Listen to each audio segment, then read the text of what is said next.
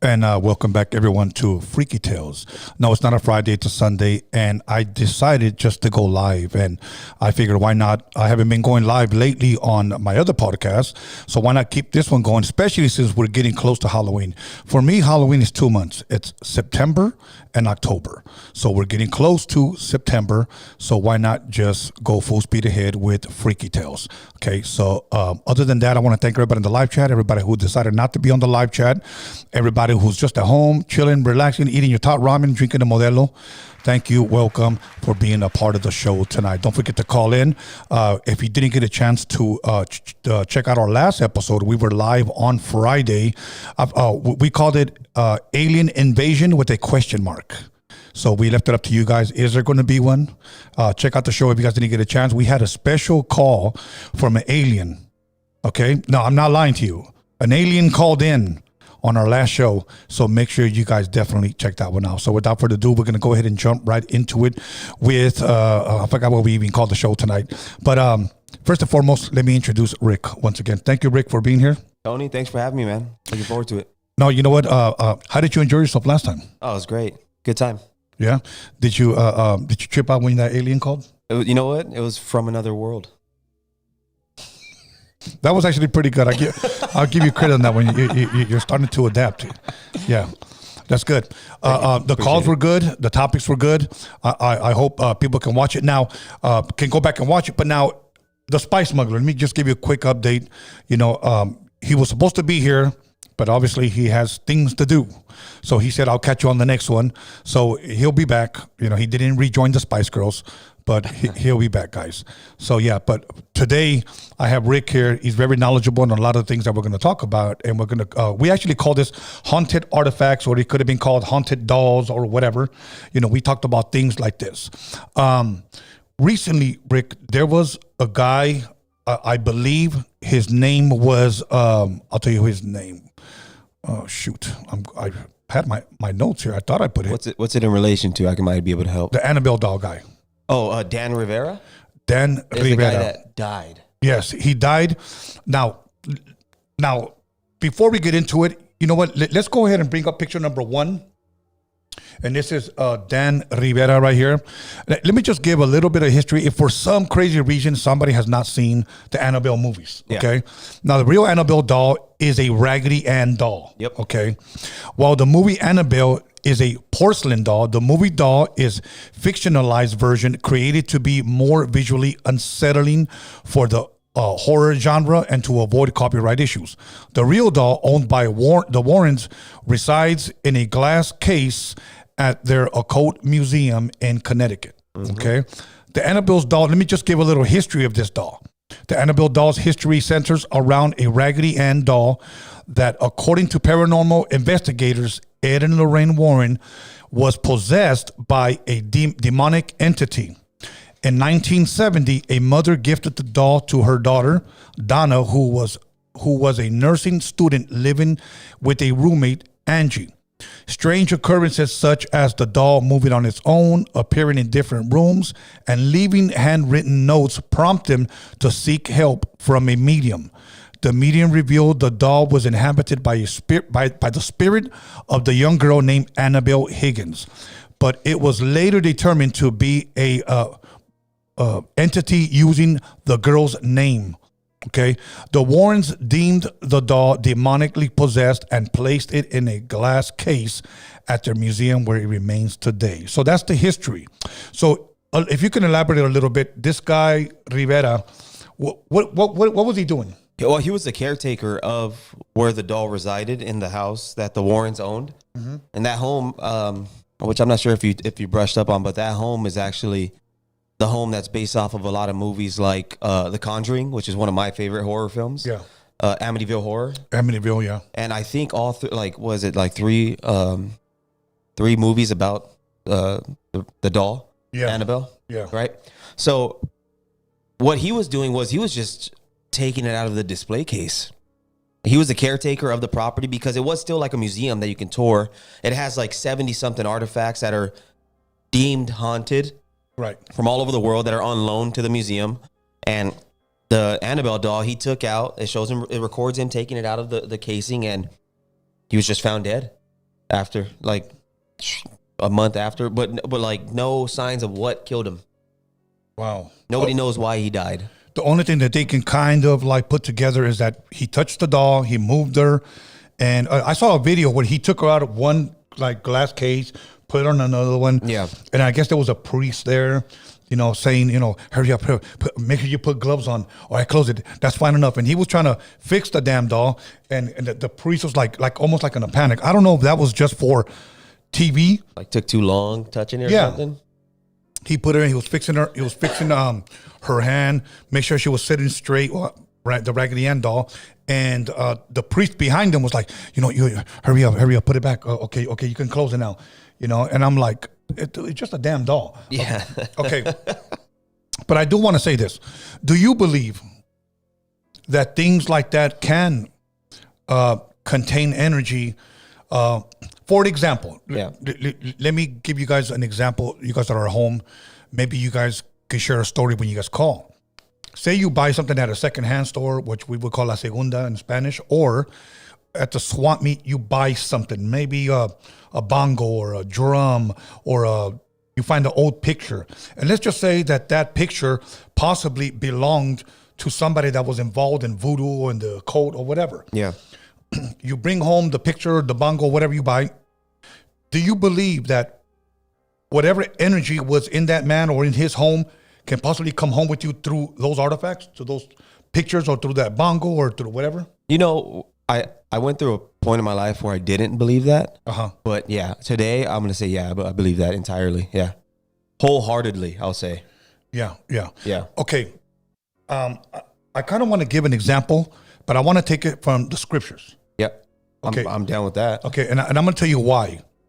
Because most of you guys have seen the Charleston Heston play Moses, right? Yeah. Okay. Famous movie, big movie. I seen that movie when I was a kid. Now, one thing that always stood out to me was when Moses went before Pharaoh to say, let my people go, and he threw down his rod, it turned into a serpent, right? Yep. What happened next? Do you remember? No, remind me. Remember the two magicians? Uh-huh. Okay. Annis and Jambres. Okay. Not too many people know their names. Yeah, I wouldn't. But I do. They threw the rods on the floor, and they turned into serpents too. So that shows that both sides have the power. Both sides have the power. Yeah. Okay. The only difference was that Moses' serpent ate both of them up. Yes. Yeah. Okay. But my whole point is that even in Pharaoh's magician sides, they had power. Yeah. Okay. Yeah. To turn something that was wood into a real snake. Yep. Okay. So that means that power does exist. In the scriptures, Paul, what does he do? He anoints a handkerchief. And he sends it. To heal the person that's ill. So what that tells me, that in the dark world, something can be transferred. To something that's material, a doll or a picture or whatever. And I would say even more so in the dark world than you ever see it in the light. I mean, obviously you hear more stories about it happening on the evil side of things than you ever do on the good side of things.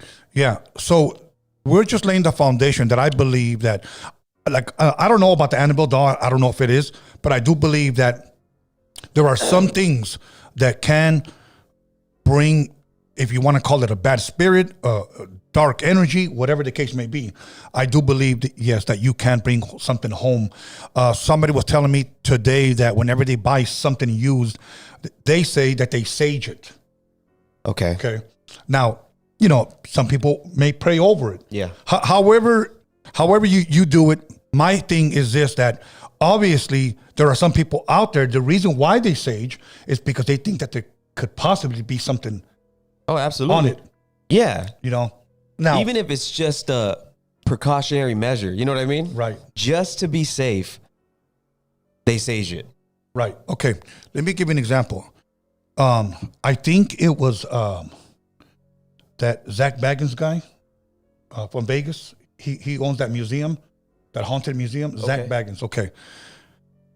People have told me that he's had like pots of like killers, like something that belonged to them. Like, let's just, let's say, this was a pot that this guy used to cook in. Okay. Okay. I think it was John Wayne Gacy. I believe it was his. And then he said that he also had a suit that Richard Ramirez, the Night Stalker, used to wear to court. Really? He has it in there. Okay. Now, here's my thing. And I'm going to ask the audience out there. Say it was your same size, and Zach Baggins says, I would like to take a picture with you wearing it. Would you wear it? Ooh. No. Okay. Now, why though? Why? Dude, it's eerie. I mean, if there's one thing, whether you believe in God, you believe in universe, right, whatever, one thing I think universally everyone can agree with is that you can feel energies in a room. Yes. When you walk into them, when you're around certain people. I mean, if inanimate objects can hold something, imagine what a person can possess. Ooh, that's a good one. You know what I mean? Yes. So if an item can be evil enough to mysteriously a man to die after holding it, just think about what you could possess inside of you if you allow anything in.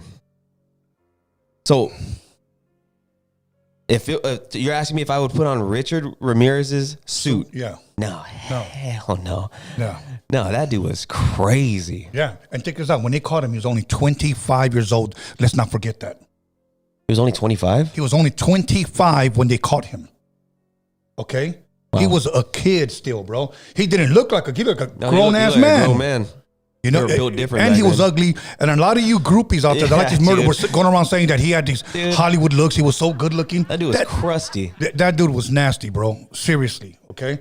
So, I don't get it. But you know what? Women are, you know what the problem is? Women like crystals and they hold things because they have energy and all this crap. So they just, whenever they see something with enough energy, they're drawn to it. You know, look, I'm going to say this about myself, bro, okay?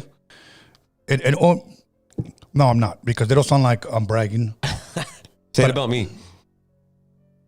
I've known people that are in tune with God. Let's just say that. Okay. Oh, okay, yeah. They've walked in rooms and the energy have shifted. Yeah, I believe it. Toxic people got irritated by them, just by their presence. You know what? That reminds, there's a dude that he's in history. I think he's in from the 1900s, but his name was Smith Wigglesworth. You ever heard of him? It sounds familiar, yeah. So this guy, if I remember correctly, he was a Christian. Uh-huh. But I would read that when he would walk into rooms, sometimes people would pass out because they say they would feel a presence with him. Okay. Not that he was the presence. Of course. But something would come with him. Right. Okay. But it was something good. Something good. It was something good. So now if you can walk into a room and the energy shifts because of the peace that you have within inside of you, I like to say you possibly have an aura about you. Yeah. Okay. I believe you can feel it the same way with an evil person. Oh, yeah. The same thing. Yeah. And I think even more so. I think even more so because when it's an evil person, they don't try to hide it. No, they don't. They don't. Well, some do, but yeah, some do. Fair enough. You know, I'll give you a perfect example.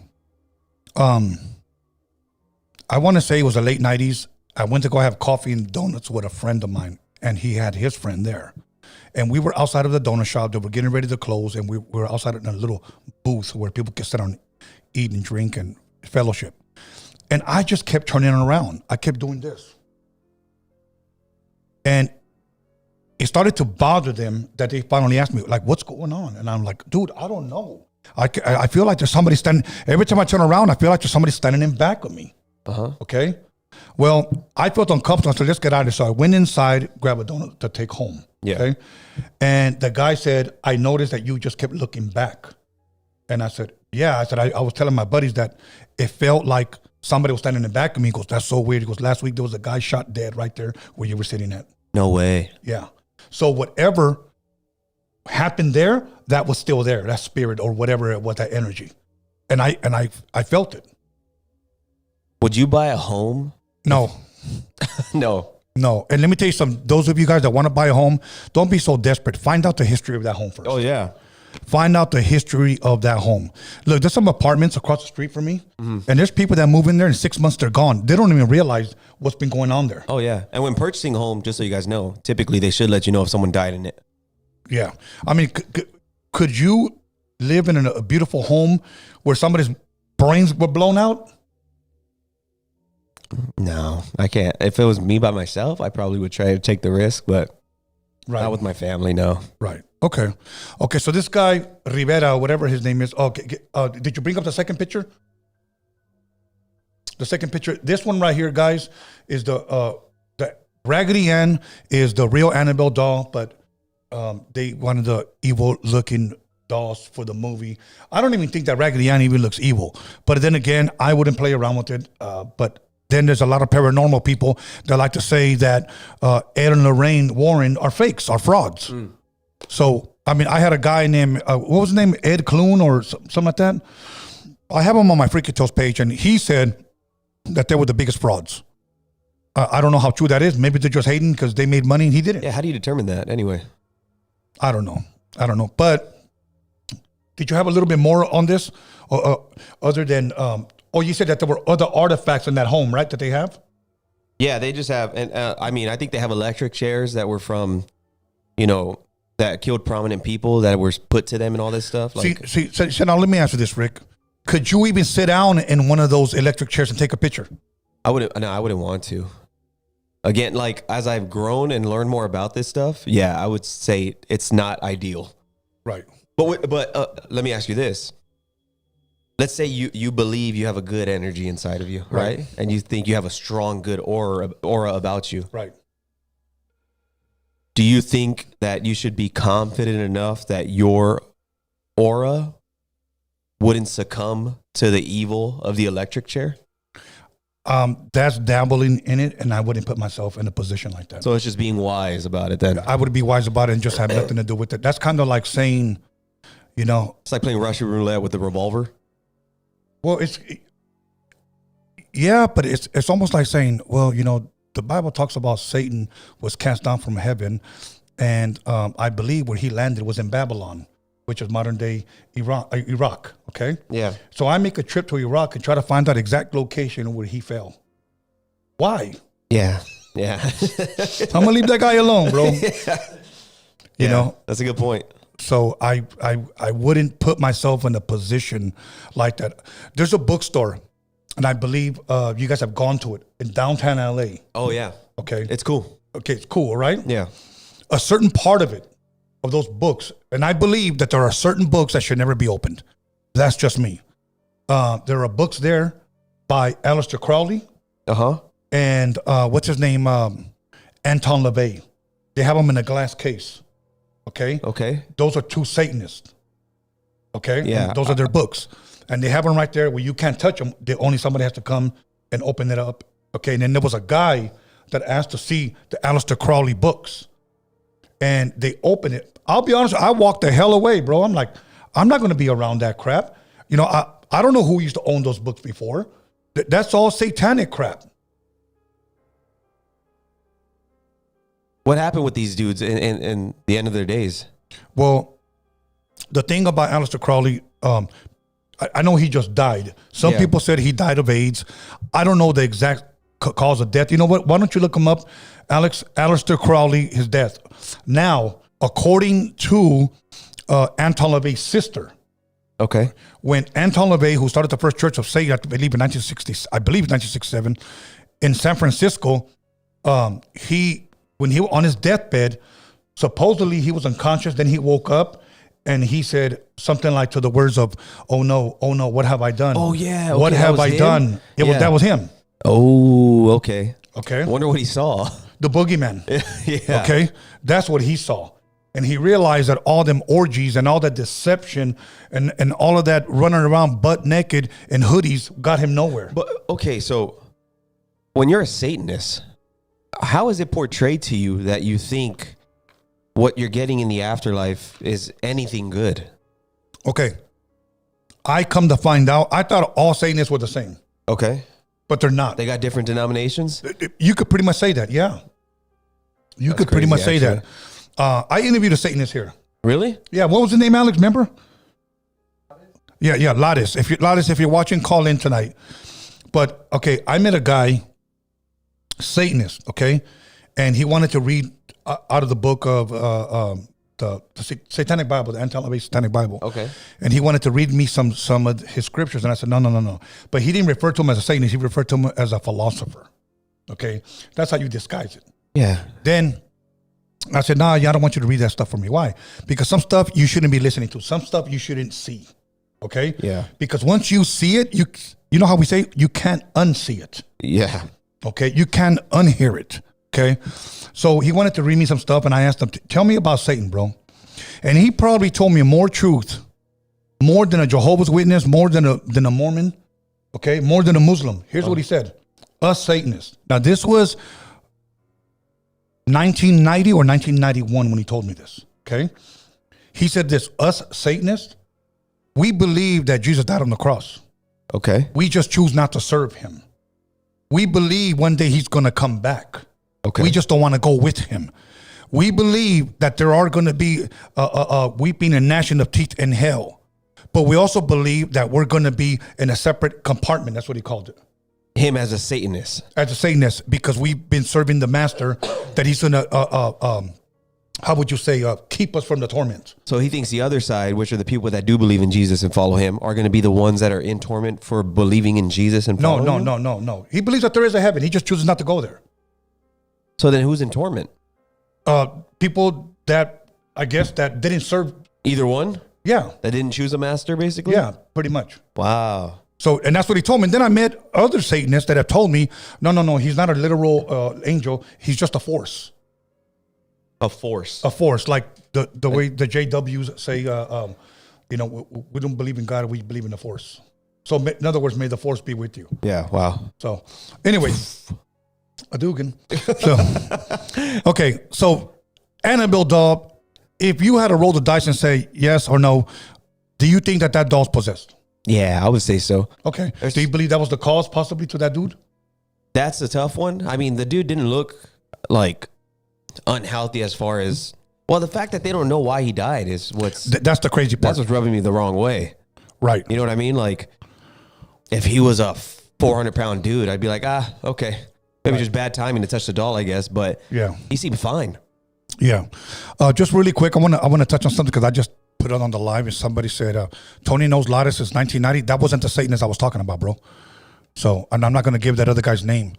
So, I'm not going to give Satan any juice right now. Okay, so, yeah, any clout. But no, Lattice, I just met him through here. But anyway, so now they've made movies about demonic dolls like Annabelle. But we can go back to 1988. Chucky, let's bring that picture up. Okay, Chucky. The reason why I bring up Charles Lee Ray is because for those who don't know or who may know or who probably never even seen Chucky, they named that serial killer Charles Lee Ray. And check this out. Do you know why they named him Charles Lee Ray? No. Okay. Chucky's full name, Charles Lee Ray, is derived from the names of notorious killers Charles Manson, Charlie, Lee Harvey Oswald, assassin of J.F. Kennedy, and James Earl Ray, assassin of Martin Luther King. Damn, so they just got the worst of the worst and turned it into one person? Yeah.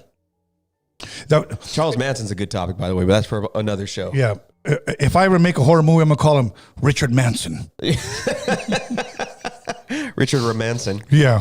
So this movie came out in 1988 about a serial killer transfers his consciousness, in other words, his soul, into a popular kid's doll using voodoo. It didn't seem like voodoo to me. It seemed like more like satanic. So let's go to the next picture. And this is here. Now, I want you to trip out on how he's doing it. He's laying hands on the doll. Yeah. In other words, he's transferring something. Okay? Okay. And obviously, that's how everybody who's seen Chucky knows that that's Charles Lee Ray possessed the doll. So now, let's go back to the Annabelle doll. Is it possible for, I think it's possible for a doll to be possessed or to carry some type of dark energy. I mean, just going back to like what you talked about earlier, what the Bible talks about even today, don't they, like when you're praying for someone, in a church, don't they lay hands on them or something Yeah, like they that? lay hands, but so many other religions also lay hands. But I think that's the reason, right? Because Right. there's a transfer from my aura, which I'm pulling from, let's say God, Right. and I'm trying to hand it to you. Correct. Okay. Correct. Like when we read in the scriptures, guys, people would lay hands on somebody to transfer something good. Yeah. Okay. In this movie, according to he's transferring something bad.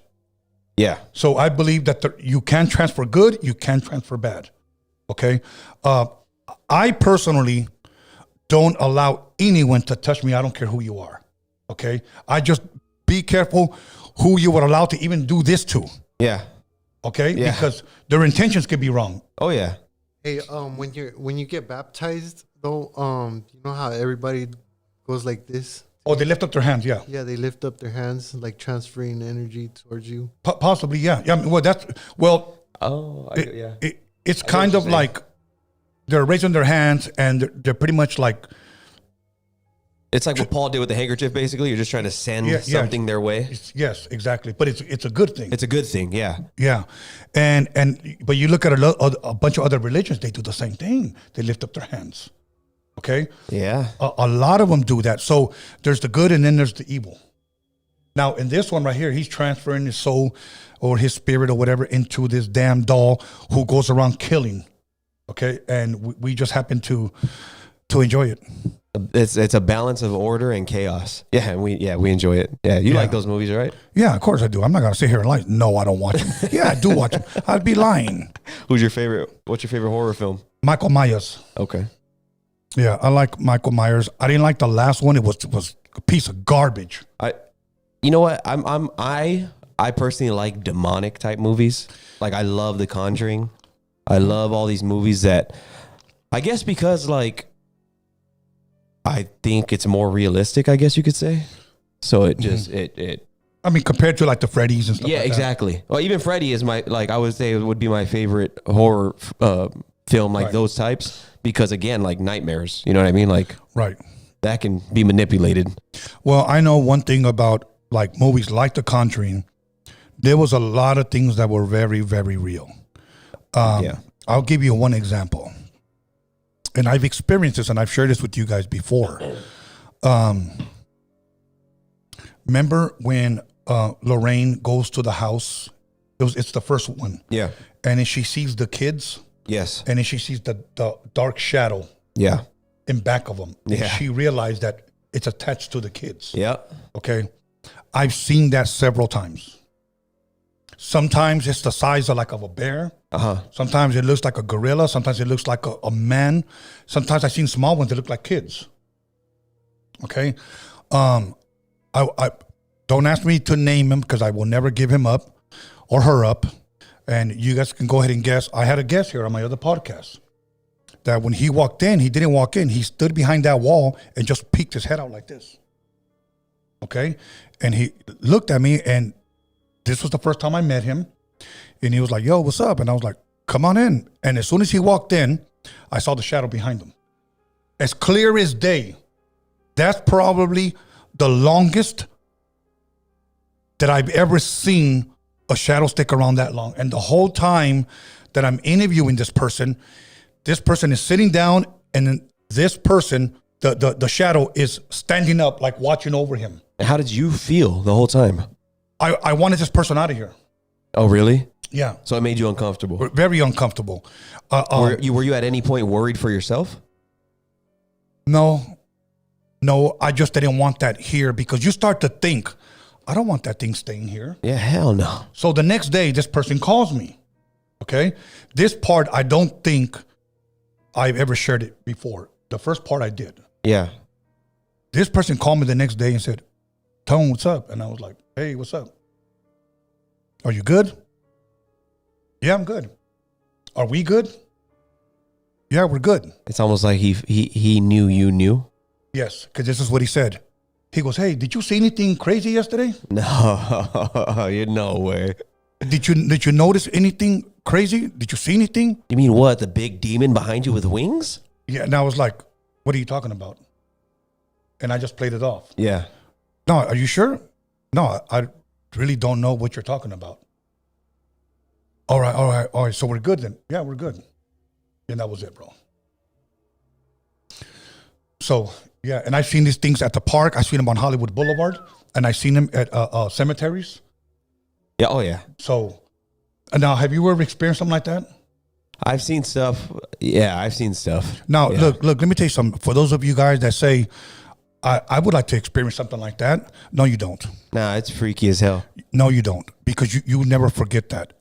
Especially when you have sleep paralysis and you That's happened to me. and you see those things in your dreams, like, And for those of you that don't, I don't know if people know, if you don't know what sleep paralysis is, it's basically you're dreaming, but you're awake.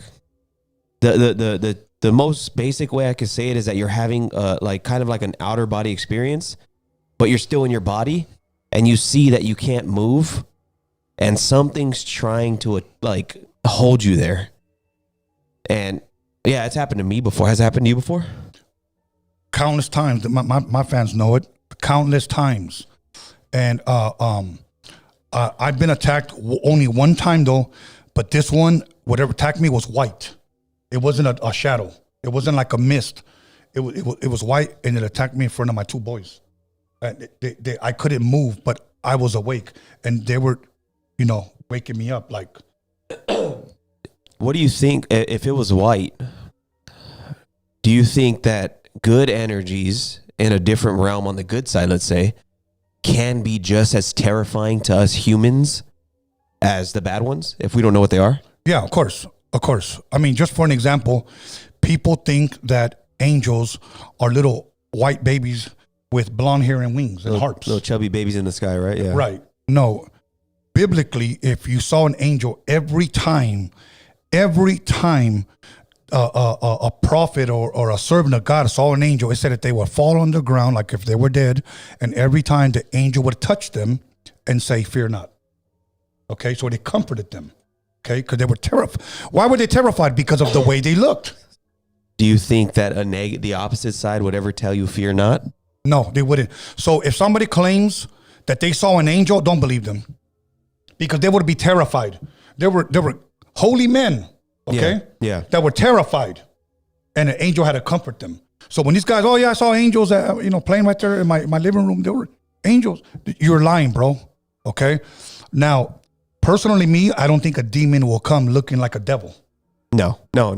I think it'll always be something appealing to you to draw you in, because no one wants to be drawn towards things that are scary. Yeah, exactly. He actually come as a friend. Oh yeah, evil. The friendliest things will stab you right in the spine. When they hug you and they give you that nice hug, Yeah. You know what they're really doing? Looking to see where they're going to plant the dagger. Exactly.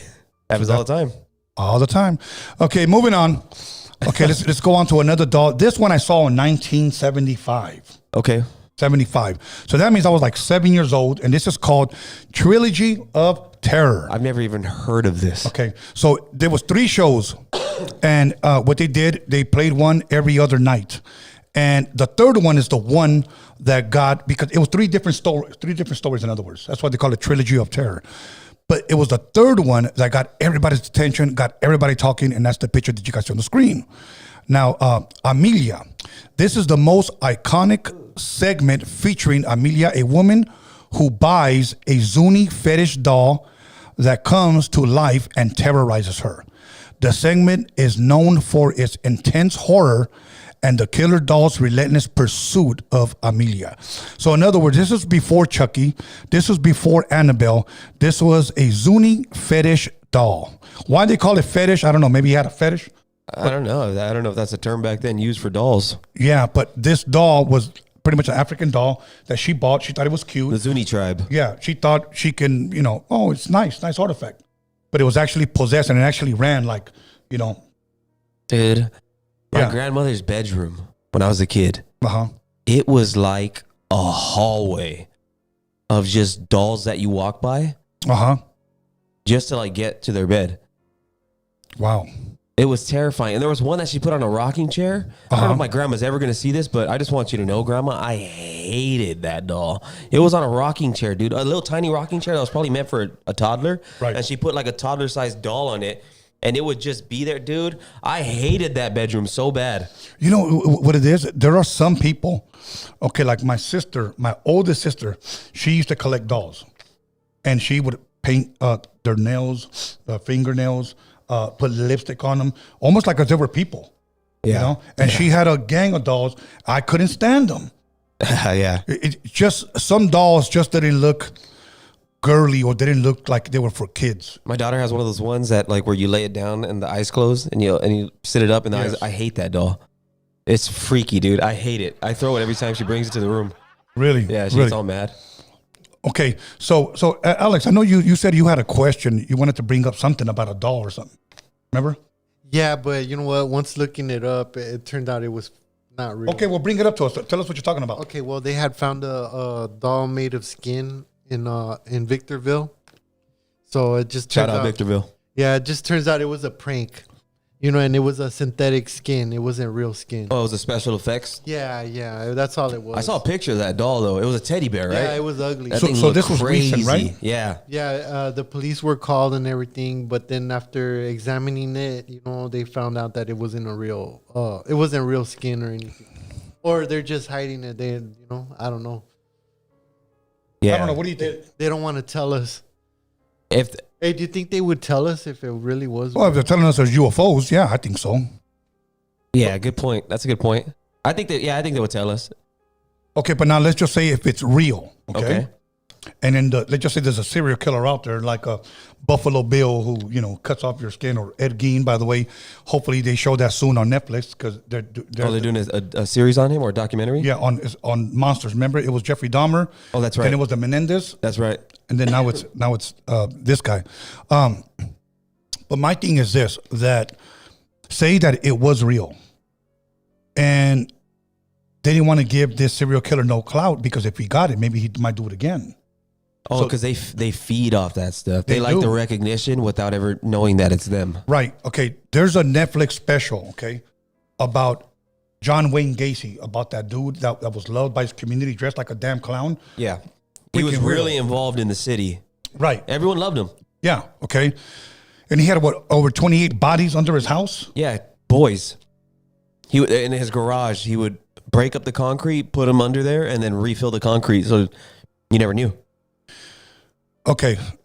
After watching his arrest, okay, they said he wasn't talking.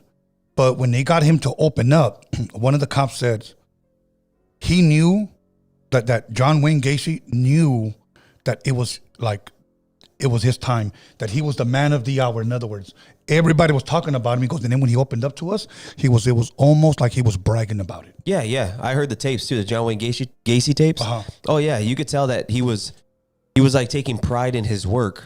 Yes. Like, finally, dude, you guys caught me, so now I could talk about it, let you guys know how it happened, and enjoy it while I talk about it. Okay, let's just say that doll. Let's just say it was real. Uh-huh. Okay. Maybe they say, we're going to downplay it. We're going to take the clout away from this guy who's The doing Victorville it. doll. Yes. I'm just hypothetically speaking. Yeah, hypothetical. Yeah, it could be. I mean, Because say that was you, and now you're like, damn, they're saying that that's not real. so, but I think, playing devil's advocate, I think the counter to that would be that if I were that dude in Victorville that made that doll, which I'm not, I swear, I would for sure do it again if I was Right. looking for the recognition. Right. But maybe that's what they want in a sense. Okay, it's a double-edged sword in a sense because you can kind of say like, okay, Oh, he'll slip up maybe. and we catch his ass. Yeah, Okay. he gets sloppy. He gets sloppy because he wants that clout so bad. Yeah, he chases the recognition more than covering his own tail. I mean, I had that guy, Gil Carrillo here, the detective that helped bring Richard Ramirez to justice. Yeah, And one thing that he said, he goes, Richard, a lot of times would admit to me things that we didn't have anything that we could have pinned on him. But he would say, hey, remember that time that you guys went to the Frisco? Yeah, guess who was there the night before? no way. Yeah, that he would throw things like that at him. But they had no evidence against him. Nothing. Other than, can we prove that he did that? So he could have been taking the credit for Anything. Was he lying or telling the truth? Say, he don't know. I didn't know that. Yeah, because I had asked him, bro, you shake that guy's hand? Yeah, I just treated him like one of the homies. That's the way I got him to You know open who up. got a pentagram on his hand? That's him. Oh God, Yeah. Okay, now let me ask you your this. hand burns. True story. I mean, a real question. If he was still alive and before they executed him, you know, let's just say they were going to execute because he died of cancer, I believe. And they said, hey, we're going to give you an hour interview with him. Would you interview him? Yeah, I think so. See, I couldn't. No. No, I couldn't. Let me ask you this. If he saw you and their cops are escorting him to the hallway of the court and he looks at you and Would you look away? or would you make eye contact? Ooh, I try. I probably look away in the end. No, I would mad dog his ass, bro. But you wouldn't interview him? No, I wouldn't. Why not? I don't want that presence that close to me, bro. Okay, so you know, let me talk horror politics, Horror politics. freaky politics. Okay, Okay. there are dudes that FP. are on the street. Okay. They go to jail Uh-huh. and they get taken out. Yeah. Richard Ramirez was hurting his own people, and nobody in jail took him out. Why didn't they get him? Oh, because they know. Why didn't they get OJ? What? Yeah. You know, but they'll get somebody else. You know, Game recognizes game, I guess. like and Richard Ramirez was supposed to be raza, like, you know, and he was taking people out. I mean, if you had a chance, why didn't you take him out? But you know what? You got people bragging. Say, oh yeah, I was locked up with that fool. Oh yeah, I was locked up with Charles Manson. He's a little dude. How come he didn't do nothing? Wow. That was Richard Ramirez. What was his nickname again? Night Stalker. Go ahead, Alex. You had something on your mind. Remember that one guy. You did an episode about him. Killed people. He was gay. He was, and they just recently made a Netflix. Jeffrey Dahmer. Yeah, Jeffrey Dahmer. Yeah. Right. So eventually They took him out. Eventually in jail, they took him out. Yeah. And they beat him up a few times before, and then he turned to God after. Yeah, but check this out. These guys were in LA County. Yeah. Okay. Yeah, it's crazy. He was over there, wherever he was at, Wisconsin or wherever. They took him out over there. Because he kept bragging. I think it was because he kept bragging. But you know what? Is it possible? Is it because the guys that are locked up in jail could use that as clout? Say, I was locked up with Richard Ramirez. I've heard people personally say that. Okay, or maybe even bragging rights. I was locked up with them, so they don't want to touch because they probably look at him like a celebrity. What a weird dynamic that is. Huh? Yeah, it is. I saw one of the Menendez brothers, the younger one, in person at the county jail. You know, and I mad dogged his ass. And by the way, I still believe they should never get out. And I'm tired of these new generation girls that are going around saying, they should come out, they should come out, they should come out. And then you see the real dudes and you're like, oh, they don't look like the Netflix ones, huh? Yeah, they don't look like the Netflix ones, huh? Thank you for that one. Yeah, come on, dude. Okay. You know, like, They don't have the abs you thought they had, huh? right. You know, like the son of Sam. Okay. Yeah, that's still a crazy one. Okay. You know that, by the way, I saw an interview with him and Michael Francis. Okay. Okay. And of Son of course, Sam supposedly gave his life to Christ, right? yes. Yeah. It shares his testimony and everything. You believe him? Yes, I do. Okay. And I'm gonna tell you why. Because throughout these years, he's been consistent with the same story. Look, the truth never changes; lies always change. Yeah. Okay. But his story's always been the same. That was a good one. Say that again. The truth never changes. Lies always change. Always change. Okay. Hashtag. Yes. So I'll tell you, when I find out if somebody's lying, ask them different ways to tell you what happened, Yeah. and at different times, and they'll add or take away. Yeah. Every time they'll add or take away. Their same experience should be the same every time. Every single time. Or at least within reason. So with him, he said that when they caught him, that he thanked the police. He said, thank you. Thank you. Son of Sam. That's what he said. Okay. So he wanted to get caught. But yeah, in there, he changed. Now, the bad thing is that, you know, many people like, So do you think if he wanted to get caught, do you think that he was being compelled by something beyond him that he believes wouldn't allow him to stop? well, I will say this. He never admitted it or denied it, what I'm about to tell you. Son of Sam, he was asked, was there other people helping you? That's the kicker of the whole story. And it's possibly that there were, and they just pinned it on him. Yeah, because they would find like seance stuff, right? Right. And the seances look like it involved multiple people. Well, he was involved in Satanism. Satan, yeah. So, but it's funny how all the, anyways, let's move on. Because I felt like you were going to make a point right now. I was, but okay, I'll do it. It was years ago. I was at Venice Beach. Okay. And there was a guy there wearing a hoodie, a satanic pentagram in the back, and a satanic pentagram right here. Yeah. Okay. And he had a table, and he had his cards. I guess he'll read you something. Tarot cards? Whatever the hell they were. And he was just sitting there looking all bored and pathetic, like he was drunk the night before, and he had to wake up to see if he could do a reading. And he's sitting there, and he's like this. Look at. Okay. And I looked at him, and I walked by, and I was like, look at the way Satan has you. Look at you. What do you do? No, he just looked at me. I go, look at the way he had you. He dogged you again, bro. he dogged you again, and you're still serving the master. He's all miserable there doing tarot cards. Yeah. And you're just rubbing it in. Yeah, and I was like, man, don't you got something else better than these old cars? Like, you got any chicken bones or shells or anything? Oh, man. Yeah, but, I'm thinking, and these guys are serving the master and broke as hell. Yeah. Like psychics, same thing. Would you like a reading? Hell to the no. Yeah, exactly.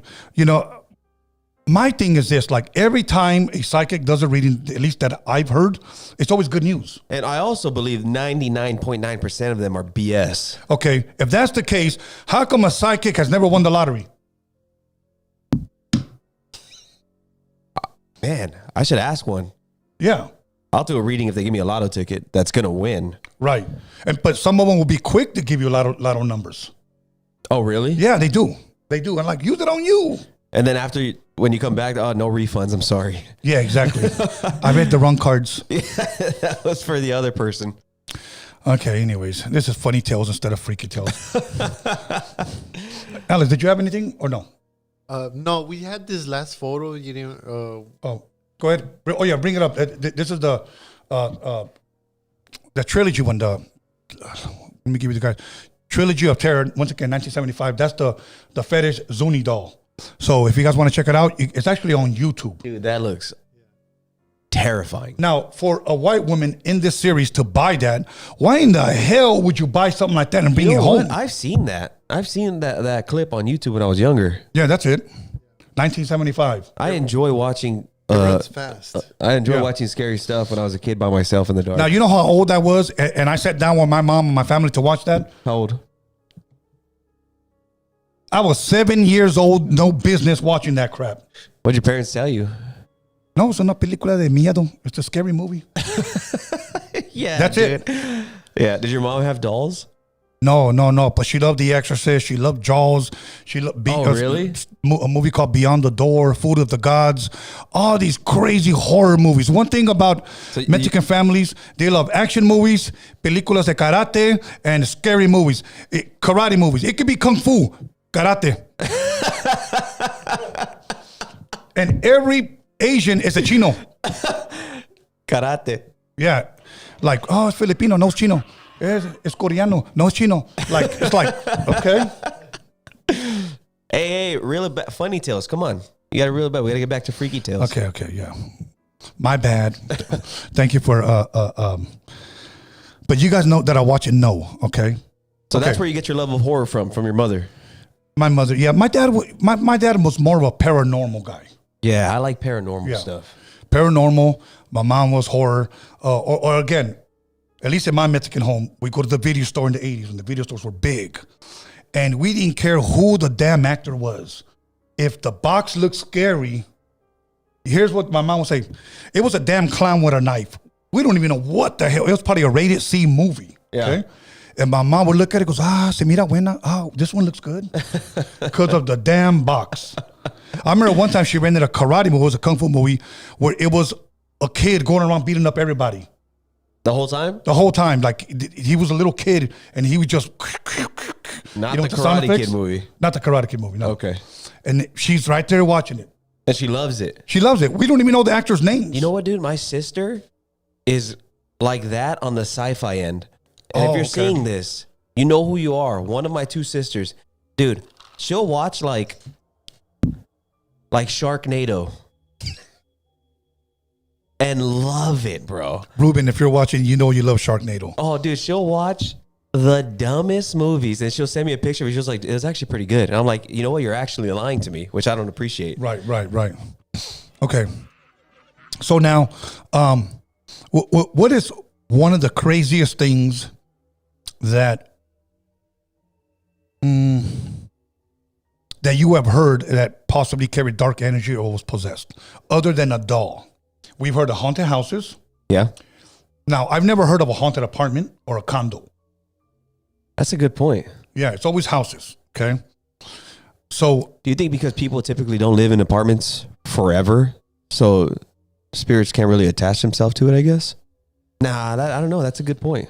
yeah, I never heard of a haunted car either. Yes, there is. Okay, go ahead, Alex. Well, there's that movie Christine, You know what? That's good. You're right. and I saw a movie the other day about a tire, A tire? a killer tire. Yeah, it just goes around killing people. It just rolls. Yeah. See, What about that's the killer- something my rolls- sister would watch, bro. What about the Killer Tomatoes? Remember that movie? Yeah. Well, is it self-explanatory? It is. Tomatoes. Yeah. Okay. I think sci-fi movies peaked at Tremors. Tremors was tight. The first The one. first one. The first one was sick. Right, right. Then when they started farting and like flying, that's when it got weird. That was Really? by the third one. They were little creatures. They looked like little dinosaurs that birthed out of the Tremors, and they would fly. But the way they would fly is they would gear up and fart That and was then stupid. take off. Hey, by the fifth movie, they're in Hawaii. Yeah, there was another one recently that There's five of them? There's like seven. And you know who's in it in all of them? Who? What's his name? Bob, Yeah. the main military dude with the mustache. Oh, okay. Yeah, that was married to. I think she was married to that one country singer in the movie, Reba. I think, yeah, he Oh, yeah, sacrificed yeah, himself in one of you're them. right. That dude's in all of them. He. He needed the money. Yeah, bro. I mean, he's probably living pretty, bro. Tremors. He's probably producing them. Yeah. And then you see them a Monster Palooza trying to get $50 for an autograph. Yeah, Ain't nobody dude. standing in line. He's like the worst version of Vin Diesel. Vin Diesel's making like every Fast and Furious you could ever If imagine. they ever make another fast movie, I'm going to be He's furious. working on it. You never had your car. Yeah, like, stop, bro. Please stop. Yeah. You know. And then you got to, oh, my God, his voice. You would have boned a guy because of his voice? Anyways. That's Groot, bro. You sicko. There's girls that have said that, bro. It's his voice. Like, okay. Anyways, we're getting off topic. Funny tales. We'll bring it back to freaky tales. Okay. Anything that you okay, so you ended off on you never heard of a haunted apartment or a haunted condo, which is true. I've never had, to be fair. Anything that I've experienced that's, I went there in Southgate/Downey. There's a insane asylum, and I broke into that with some friends when I was younger, and that was freaky as hell. Really? Yeah. Okay, what made you guys go in there? It was something to do. We're like, hey, there's this insane asylum that's half of it's cut off, and the other half is the police station. So we broke in. There's a railroad track. You break in, and we're walking, and it feels like you're in Resident Evil. Low key, feels sick, right? You feel like you're in the apocalypse. Right. You're walking, and then we turn a corner, and there's a car there. Uh-huh. There was some cars that were already there that were caught on fire. It feels like you're in a little neighborhood that's abandoned. And then we're looking at this car, and we're like, man, that car just looks like it shouldn't be there. Then all the lights turn on. It was a police cruiser. Really? Yeah, and they started chasing us. The only thing you can do in a moment like that is run into the asylum buildings because cops ain't gonna do it. They're not gonna go in there after you. So we were just waiting in there, but you know, there's bullet holes on the wall. But I'll tell you a story that my friends had when they were in there one time. I wasn't with them. There was a room in that insane asylum, and it was like this, no windows, right? No windows, cabinets, and they go in there, and they open one of the cabinets, and it had a Ouija board. Okay? But the Ouija board, here's the kicker. It had the glow in the dark stuff on it, the luminescent stuff. Right. And it was glowing. But the only way glow in the dark stuff glows is it has to absorb light first. Yes. But that room had no windows and it was in a cabinet. I would just say, I think God was taking care of me that time. I did not go that That day. was freaky stuff. Now, some places that where I have felt energy before, Yeah. antique stores. Oh, yeah. Okay, there's one in Torrance, and I won't give the name because I don't want to like them to sue me for defamation. Yeah. But I asked this one guy, the owner. I said, "Hey, I see you got a room back there. An extra room. Do you mind? And I see you guys got stuff. Do you guys mind if I go check it out?" Yeah, go on. All right. First thing I looked to see if they have any cameras. I don't know why, but in case something happens, because it was darker than the regular antique room. Okay. And I said, just to make sure something happens, that they got cameras, okay? Yeah. So as I'm walking in, bro, I start feeling the negative energy in that damn room. And then when I turned to the left, the first thing that I saw was a damn doll just standing there looking at me, a girl doll. And I remember I took a picture of it and I just walked out. And I put it on Freaky Tales, playing around my Freaky Tales page, and I put, should I buy it? Okay. But it was just freaky because as soon as I walked in there, I felt bad energy in that room. It was weird because I didn't find it, or I didn't feel it in the first part of the store, but it was the back part. I do believe with all that furniture, with all of that jewelry, with all that clothes that people have maybe given to this guy or he has bought, there has to be some type of energy there, bro. Oh, yeah. Because it's coming from, we don't know how old that furniture is, how old that clothes is, how old that jewelry is, or who owned it. Or who owned it. And I just figured, you know what, I'm sorry, I can't. Yeah, that's the one thing I would say. For sure, no matter who you are, you have to admit you feel stuff when you're around certain people or in certain areas, or when you see certain things. Like, what's an eerie place? And we used to do this too when I was younger. We used to walk around Turnbull Canyon at night. You ever been there? No. Turnbull? It's in Whittier. It's a canyon road, but there's been some crazy paranormal stuff that has been talked about there. So we're all walking around it at night. But yeah, even there, bro, it just feels so eerie. I think once there was a girl that was murdered, drugged behind a car the whole length of Turnbull Canyon. By the time that car got to the bottom, I guess half of her body was gone. Wow. It was a crazy murder that happened in the 2000s or early 2000s. Wow. Alex, anything that you can read before we start taking calls? Okay. I'm going to go ahead and connect with you right now, and then we'll start taking calls. So anybody that wants to call in and share your freaky stories, we're going to have, let me know if I'm plugged, if I'm connected. Okay, cool. Let me go to the app. Okay.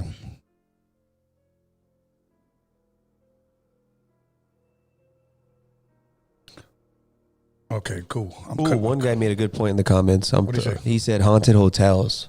Yeah, Those are there. Yeah. A lot of hotels don't have the 13th floor or something, no? Out of bad juju, right? Okay, put the number up. Remember where I told you to put it? So. Yeah, haunted hotels. I forgot about that. Okay, you guys, the number is up. What is the number again? It's 659. No, the area code, bro. 323-659-1850. Okay, everybody, go ahead and call in. Yeah, if you guys wanna- 323-659-1850. I should have it saved right here, but I don't. But that's our new number if you guys want to call in. Hopefully that alien is watching because I want him to call. Oh, yes. They're both a gallon. Yeah. I must go now. Yeah, bro, that was a good one. That was good. Okay, guys, so let's go ahead and just keep it pushing. If you guys want to call in right now, call in and share your freaky story. Okay, here goes one right here. Let me see. Caller, your name and where are you calling from?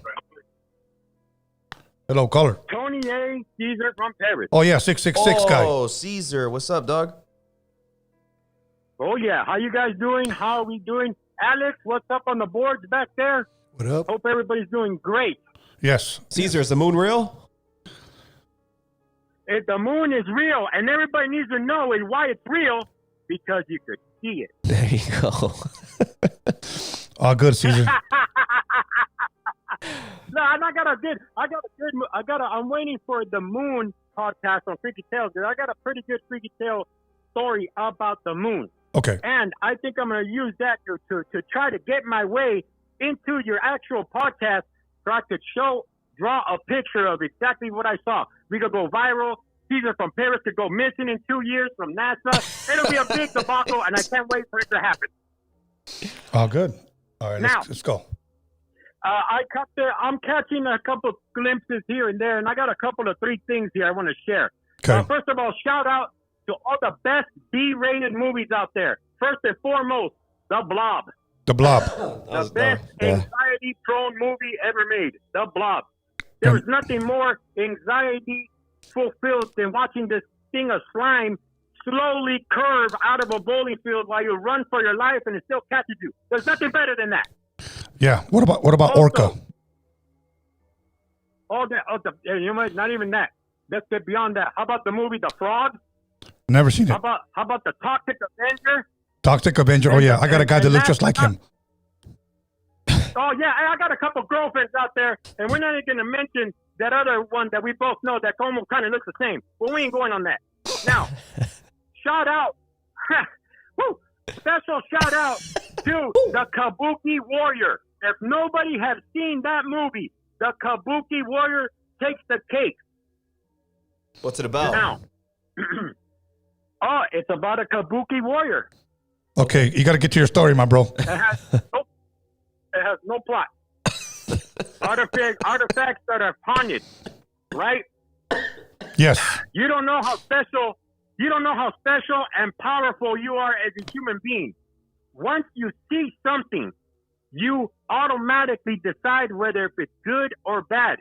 Whether somebody told you, hey, this doll is haunted, right away, it's in your mind that it's haunted. Mm-hmm. You accept it, and in a way you manifest whatever wrongdoing that you're bringing onto yourself or your stupid fucking doll. That's what's going on with us. And you guys mentioned this to the whole podcast, Toño. You guys mentioned this to the whole podcast. You walk into a home or you walk into that stonka that you know she wipes front to back or back to front or sideways. You feel something. You feel something and you don't know what it is. Now imagine, instead of fucking going to school and learning about Columbus and all this bullshit, imagine if they taught you how to really hone in to what you're feeling, what frequency you're feeling. Right. Imagine if you could figure it out. Right. That is what Caesar from Paris needs to spread out there.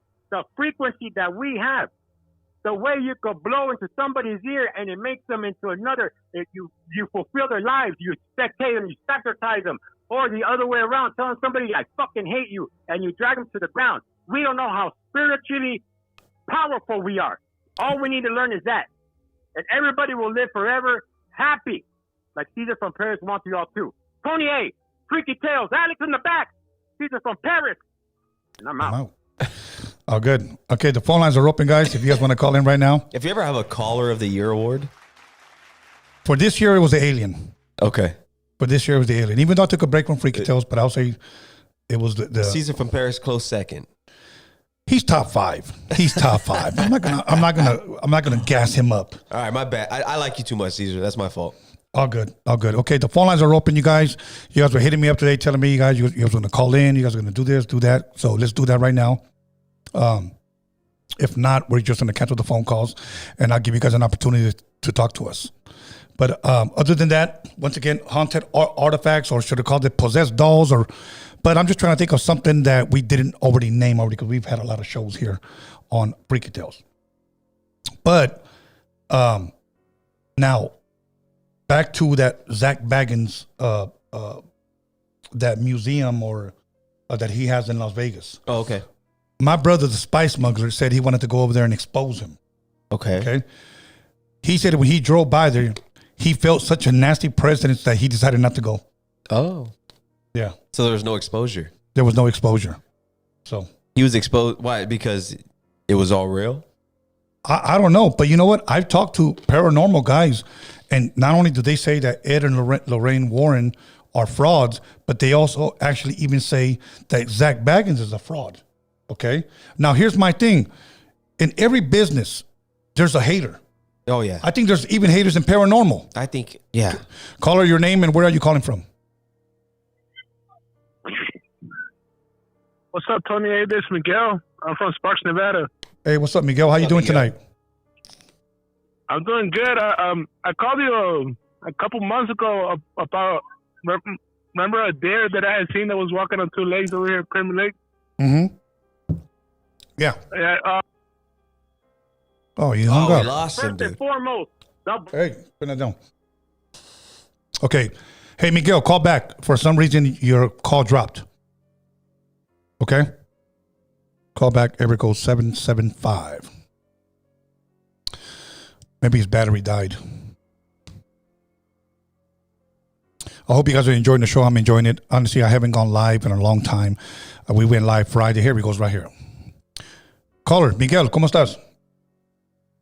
I'm doing good, bro. But yeah, like I was telling you, this mansion over here called Bowers Mansion. Have you heard about that mansion? You got bad reception, bro.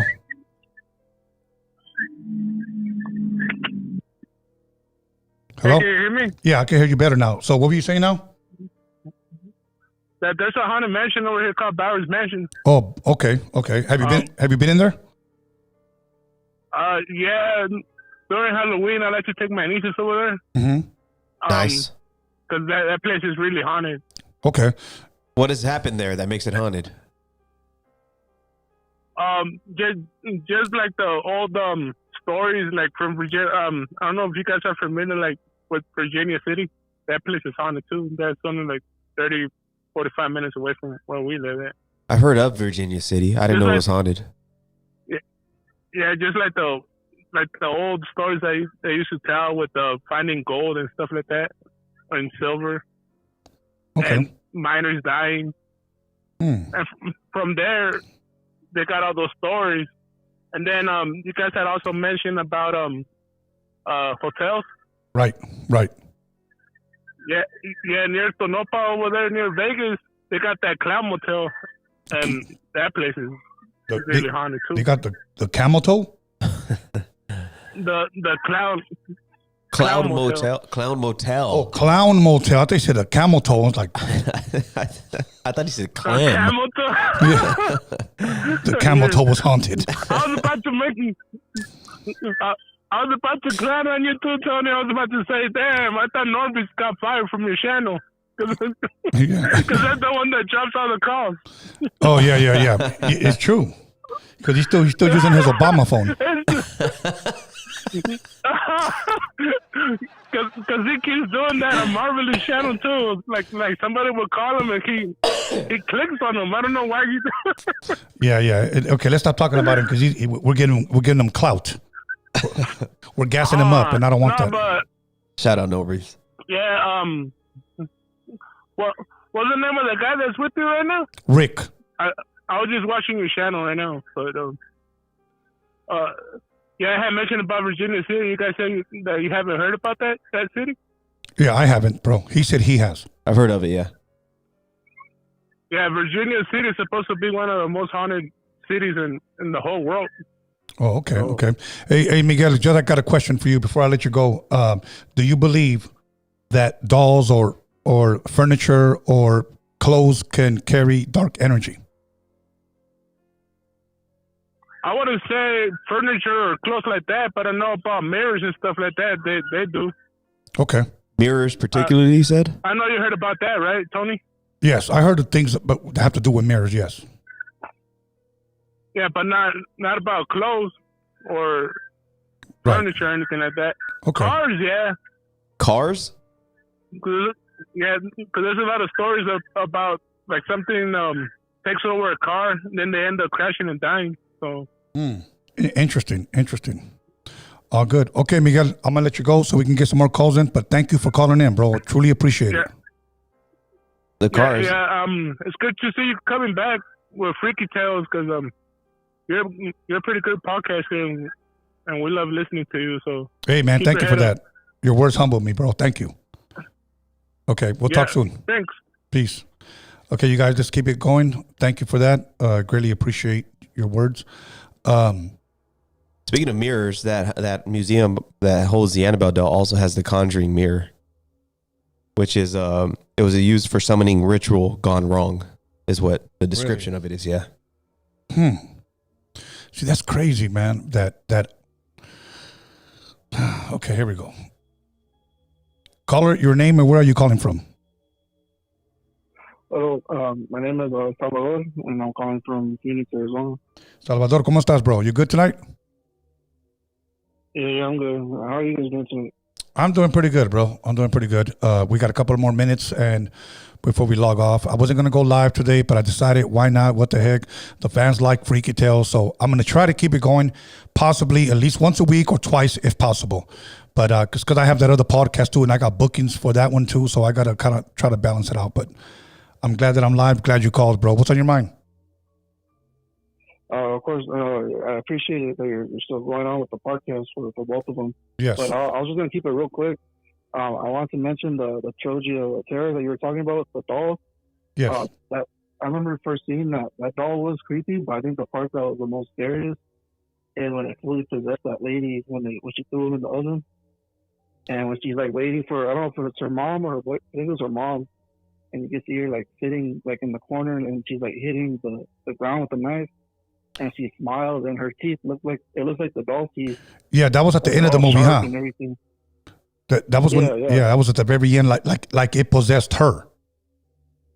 Yeah, and like the teeth, like they were like sharp and everything, just like how the doll looked and everything. Yes. That's what I remember as a kid, my bro. Sounds terrifying. No, I was just gonna keep it short real quick because I gotta head back right now. But no, I was just gonna say I appreciate you going on with the podcast and also with the Rhodium Radio podcast. Absolutely, man. Thank you for being a fan. Have a good night. All right, brother. You have a blessed night. See you, brother. Okay. You know what? People have missed it, bro. That's why they're calling in because, we used to go live all the time. Yeah. But, caller, your name and where are you calling from? Welcome to Amazon. Welcome to Amazon. But, at least you guys tried. That was a crank call. That was a good effort. Yeah. Can we give him a hand clap? Okay, here we go. Caller, your name and where are you calling from? Welcome to UPS. No, I'm just kidding. Sorry. Caller. Give you about 3 more seconds. Okay. Call back, caller. Maybe you have a bad connection or maybe you just like to hear me talk. Okay, 951 number. 951 number. Okay, here we got somebody else. Caller, your name and where are you calling from? Yo, what up, Tony? What's up, my bro? Your name and where are you calling from? Yo, it's Luis from Yuma, Arizona. Luis from Yuma. Didn't you call Friday? Yeah, I called on Friday, bro. Okay. I'm a freaking caller on everything you got. All good. Got the show going on. What's on your mind, my bro? So, I don't got a haunted artifact, but I got a haunted place that I used to work at. Oh, yeah? Tell us about it. So I used to be a correction officer for 3 years back in the day. And this is back in my last year was in 2013. But when I was working in Phoenix, there was a unit that had 6 buildings. Oh, and building 6, cell number 66, that was a haunted cell right there. Nobody liked to, I ain't gonna say nobody liked it because you had to, Right. But that cell, that was a cell where everybody committed suicide. So, hung themselves, they let their veins open, and stuff like that. But that cell in particular, the door would sound like it was opening and closing all the time. It was like a slider door. Like it wasn't like one of those old school with the bars. It was like one of those slider doors. Okay. Like coming in like within the. Were they electronic? Going, yeah. Well, we had controllers like in the control room to open them, and the only way that sound could be made was by us pushing a button. So it would go open, close, and that's how it would sound all the time, like on the night shift. Did you guys ever see it happen, or just hear it? No, it was just a noise. Like, Wow.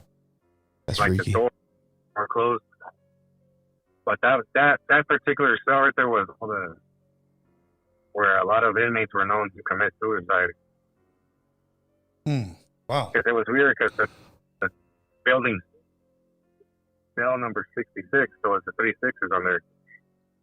Oh, wow. Oh, That's pretty crazy, huh? that is pretty crazy. You put it all together, 6 number 66. So you Yes. put it together, it's the 3 sixes. Right. Wow. All good. Right. And was there any like prominent inmates that were once in that room? A little haunting. Creepy story. What's up? Was there any prominent inmates that were once in that room? And good job turning your blinker on. Drive safe. Well, I was working there. I didn't experience anything like that, but like the year before, they did have an inmate hung himself from the bunker, the top bunkie that would get the sheet, and they would just wrap it up, boom, make it short, and take Wow. up the towers and break their neck. He Epstein Yeah. himself. Yeah. All good, my brother. Thank you for that, man. That was a good story. All right, Tony. All right. Thank you for the show, bro. Yes, sir. Talk to you later, You have a man. blessed one. See you, Peace. brother. Okay, we got about a couple of more minutes. If you guys want to call in right now, and let me see. You just want to call in right now and share a freaky story or have a freaky question? Go ahead. Here we go. Call it your name and where are you calling from? Welcome to Amazon. Let's give him another hand clap. Thank you. Okay, let me block that number now.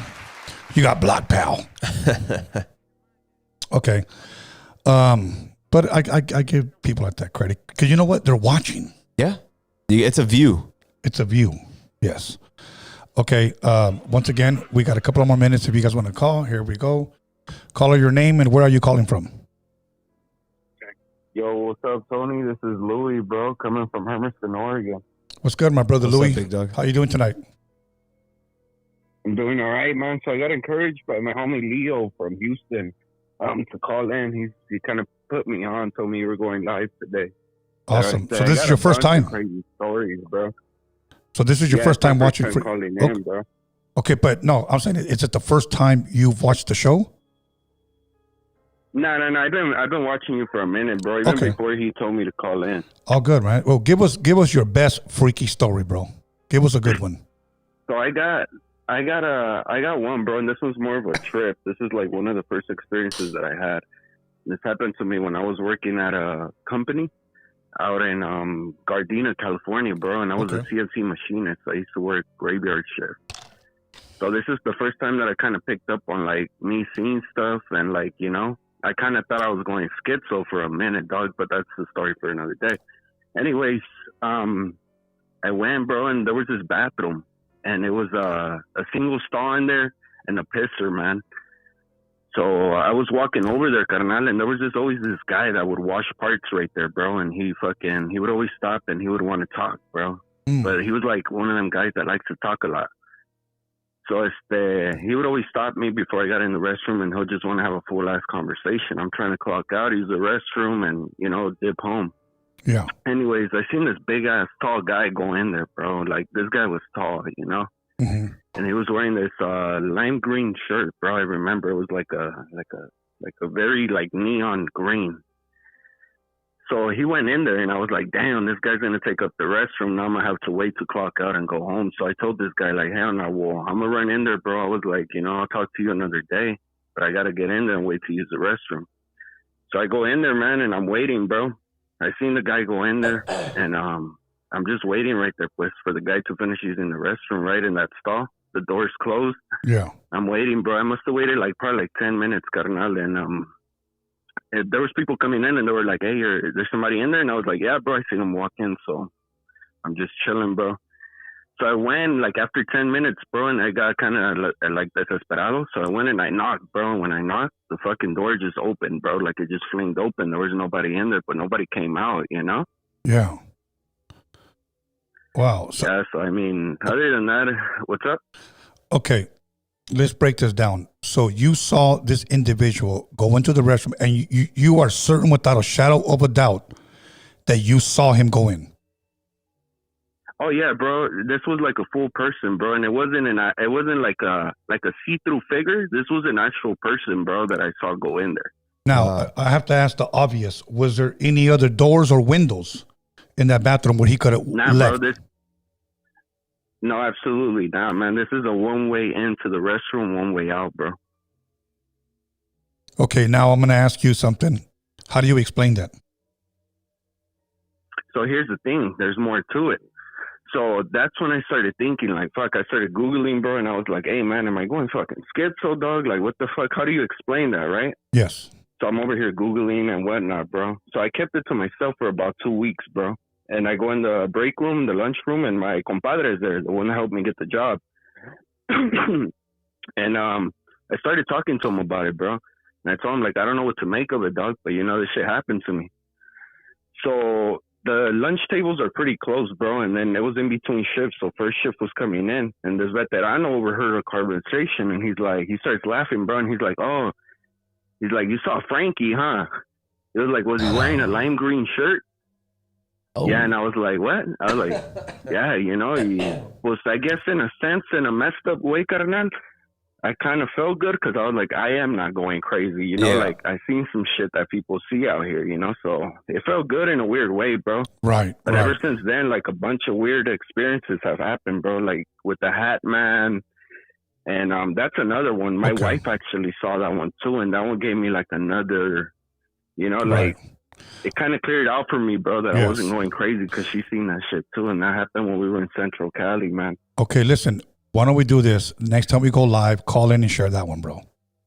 The Hat Man. Yeah, I'll do that. I got a bunch of them, bro. I got some shit I seen out here when I moved out in Hermiston. I'm out here now. And I seen a UFO too, bro. So I got some good stories for you guys, man. All good, bro. Yeah. Can't wait for you to call again, Keep my bro. calling in, brother. Subscribe. Órale, Simón. And I'm Louis the Barber, bro. Louis the Barber. Louis the Barber, Pleasure bro. meeting y'all, Have man. a good night, man. Peace. Okay, we're going to take one more phone call. Who wants to be the last caller to hear my voice? Yeah, and I got a story too after that. All right. Yeah, I got one more story. Okay, one more phone call, you guys. Who's going to be the lucky caller? Whoever calls next gets a life-size blow-up doll of me.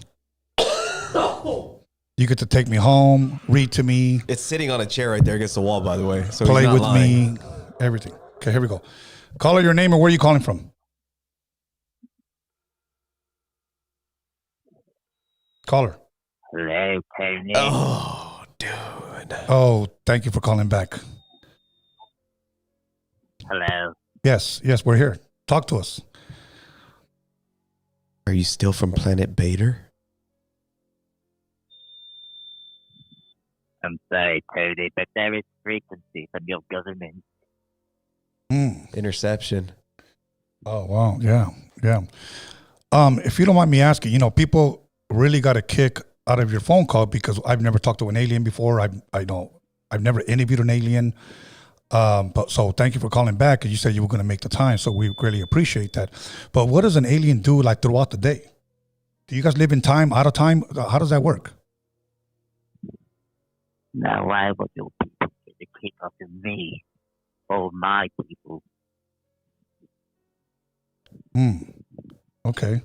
Do aliens get married? Like, do you have a girlfriend? We generate through our own manipulation of cells, Tony. Wow. Okay. We do not have girlfriends, and we do not mate. Oh. How do you guys reproduce in general? We reproduce through frequency. I've told you this, young one. Don't piss them off. I'm sorry. I wanted to ask you, do you think it'll ever be possible to have you come in and sit down with us on Freaky Tales and tell us about your people of the gray? We don't sit, Tony. We communicate. And if you want to communicate with us, we could use a form of telepathy for you. I would really like that. Hey, would we need like a seismograph here to measure the waves? Yeah, you hear it? Yeah, I do actually. Yeah, okay. Let me ask you this. did you guys see the movie? Did you see that movie Signs? We don't watch your lower frequency movies, Oh, Tony. come Those on. are subliminally made for you. What about Tremors? You gotta like Tremors, bro. That's top tier sci-fi. That's the best we can give you, actually. When Mars Attacks, I can tell you like Mars Attacks. Mars has been an isolated desert storm planet for many of millennia. I don't know, There bro. have been no inhabitants in Mars for many, many moon cycles. Well, it's gonna be us, according to Elon. You want to join? Hey, is Elon Musk one of you guys? That's a great question. Elon Musk is a cyborg. He is not human and he is not alien. Oh. Wow, thank you for that. He is made by your government to manipulate the masses. Why would they Your make him come from government South has Africa, teamed though, of up. all places? Was that a question? I Did you hear guess. that? Yeah, I do hear that. Okay, that's frequency, I believe. Yeah, that's. Let me ask you this: when you guys travel, is it always by spaceship? Do you guys jump dimension to dimension? Like, how does that work for you guys? Yes, we travel many ways, Tony. We use a form what you call ships today, but also we use portals to be exact. So is Bob Lazar's theory, and I'm sure you know who that is, the all-knowing. Bob Lazar's theory of how aliens move throughout time and space is they change gravity around them in order to travel. Is that true, or is he lying? There is no such thing as gravity. He was but we lying, use dude. the I almost frequency believed of him. we use the frequency of your ether. So would we have never been able to get a hold of you guys if we didn't have like cables and to be able to communicate via frequency? You do not contact us. We contact you. You're good. He is good. Okay. Well, man, you know what? I want to thank you for taking the time and calling in. I hope you do it again next time when we go live. I greatly appreciate you. I mean, how do we thank you?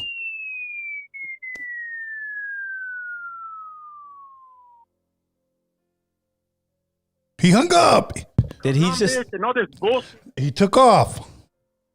Was that his spaceship that took off? Yeah. Man, that's crazy. You know, man. oddly enough, you ever heard of the stories of the two bombs that were dropped called Fat Man and Little Boy? No. Those two bombs that were dropped in an experiment in the desert, I think in Nevada. After those bombs dropped and we basically were testing atomic bombs, that's when alien sightings really boosted after that. Okay. But so I got a story. Go ahead. My dad works for a city in LA. Okay. And he was doing recreational work at a park. Mm-hmm.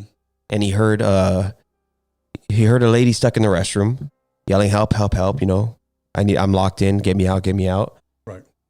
And there was this lady my dad knew of that she was homeless, but she always walked around the park. And she was just, he knew who she was. He knew her by name. Right. And he knew it was her. He recognized her voice, yelling that she was stuck in the restroom. She locked herself in.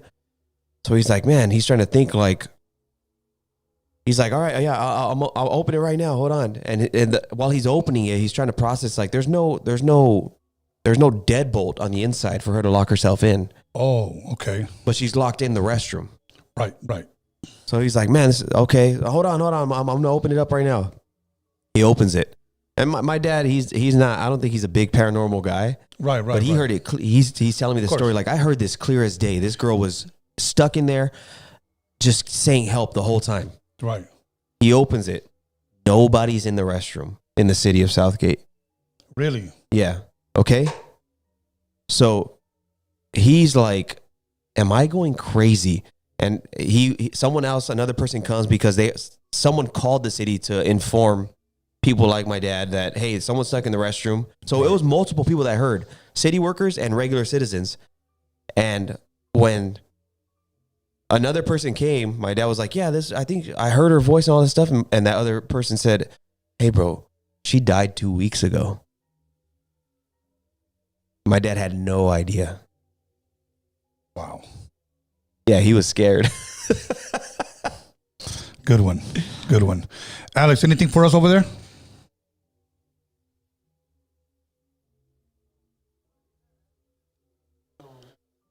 Yeah, Alex Crowley, yes. I forgot what for.